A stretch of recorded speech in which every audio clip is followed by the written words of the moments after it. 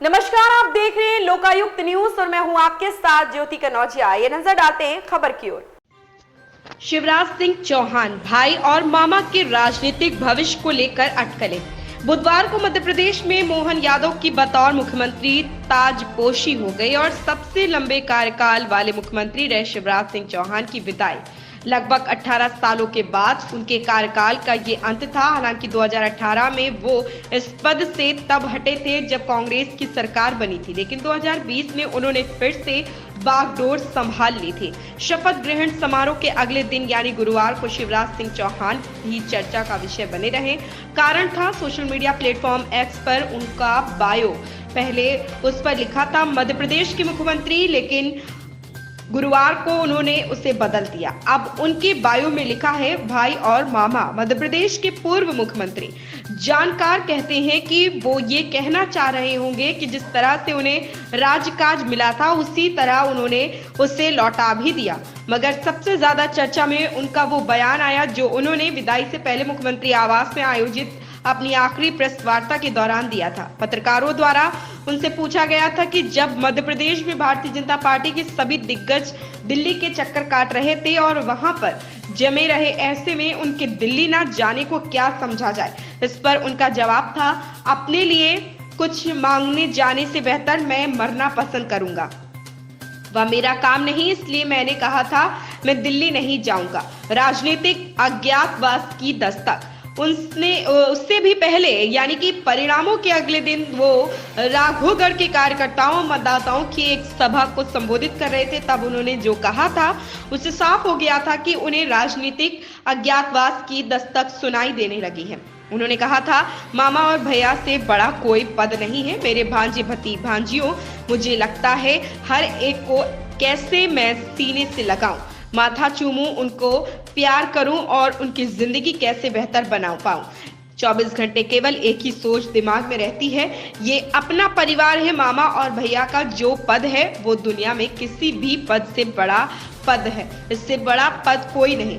बात इस साल 21 अगस्त की है जब बीजेपी के वरिष्ठ नेता और गृह मंत्री अमित शाह भोपाल के दौरे पर आए हुए थे। इस दौरान उन्होंने शिवराज सरकार का रिपोर्ट कार्ड भी जारी किया। इस आयोजन के दौरान पत्रकारों से बातचीत में जब उनसे पूछा गया कि आगामी विधानसभा चुनावों में भारतीय जनता पार्टी की ओर से मुख्यमंत्री का चेहरा कौन होगा, अमित शाह ने कहा था, शिवराज जी अभी मुख्यमंत्री हैं ही, चुनाव के बाद मुख्यमंत्री कौन होगा ये पार्टी का काम है और पार्टी ही तय करेगी।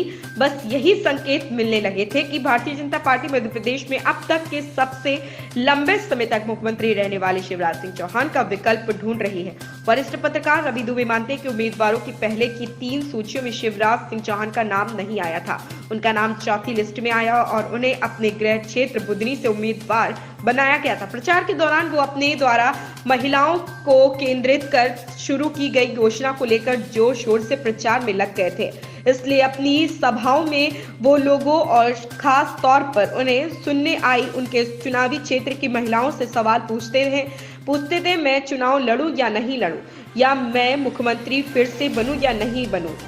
दुबे कहते हैं, एक बार तो बुधनी विधानसभा क्षेत्र की एक सभा में वो भावुक हो गए और उन्होंने कहा, मैं चला जाऊंगा तो बहुत याद आऊंगा। दुबे की तरह कुछ एक राजनीतिक विश्लेषकों को लगता है कि शिवराज सिंह चौहान को ऐसा नहीं कहना चाहिए था, लेकिन जो घटना भारतीय जनता पार्टी के शीर्ष नेतृत्व संज्ञान में वो थी 13 दिसंबर को आयोजित शपथ ग्रहण समारोह की, जिसमें प्रधानमंत्री नरेंद्र मोदी, गृह मंत्री अमित शाह और पार्टी अध्यक्ष जेपी नड्डा के अलावा कई भाजपा शासित राज्यों के मुख्यमंत्री मौजूद थे। इसका असर मध्य प्रदेश में अधिकांश जगहों में देखने को मिल गया जब शिवराज सिंह चौहान का नाम और चेहरा भाजपा के पोस्टरों से गायब हो गया। कुछ पोस्टरों में प्रदेश के हारे हुए गृह मंत्री नरोत्तम मिश्रा की तस्वीरें हैं, लेकिन चौहान की नहीं। दैनिक संध्या प्रकाश के संपादक संजय सक्सेना को लगता था कि शिवराज सिंह चौहान अगर उतावलापन प्रकट किया तो ये उनके राजनीतिक भविष्य के लिए एक अड़चन के रूप में भी आ सकती है। इसलिए वो मानते हैं कि सबसे बेहतर यही होगा कि वो कुछ समय के लिए नियति से समझौता कर लें। उनका कहना है उनके सलाहकारों को भी चाहिए कि वो कुछ ही दिन अवकाश ले ले और अनावश्यक सलाह न दे या उनकी तरफ से सोशल मीडिया पर अनावश्यक पोस्ट न डाले। मगर कई वरिष्ठ राजनीतिक विश्लेषक ऐसे हैं जिन्हें लगता है कि शिवराज सिंह चौहान को बड़ी जिम्मेदारी दी जा सकती है। इनमें से एक है रमेश शर्मा, जिन्होंने 70 के दशक से अविभाजित मध्य प्रदेश में पत्रकारिता की। शर्मा ने भाजपा के कई बड़े नेताओं का शीर्षकाल भी देखा है और उनका ढलान भी है।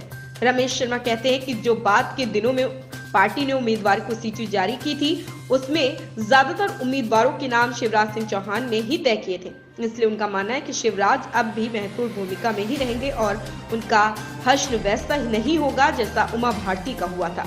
उन्होंने अलग पार्टी भारतीय जनशक्ति पार्टी बना ली थी, लेकिन उन्हें वापस भाजपा में लौटना पड़ा दुबे के अनुसार। लेकिन शिवराज सिंह चौहान का व्यक्तित्व ठीक उलट है। वो अपने आप को सहज और विनम्र व्यक्तित्व वाले नेता के रूप में ही प्रस्तुत करते आए हैं और लोकप्रिय भी हैं, इसलिए उन्हें किनारे बैठाने की कोई जरूरत भी पार्टी को नहीं होगी। उन्होंने अपनी उपयोगिता बनाई रखी है। इस खबर में फिलहाल इतना ही। बने रहे लोकायुक्त न्यूज के साथ।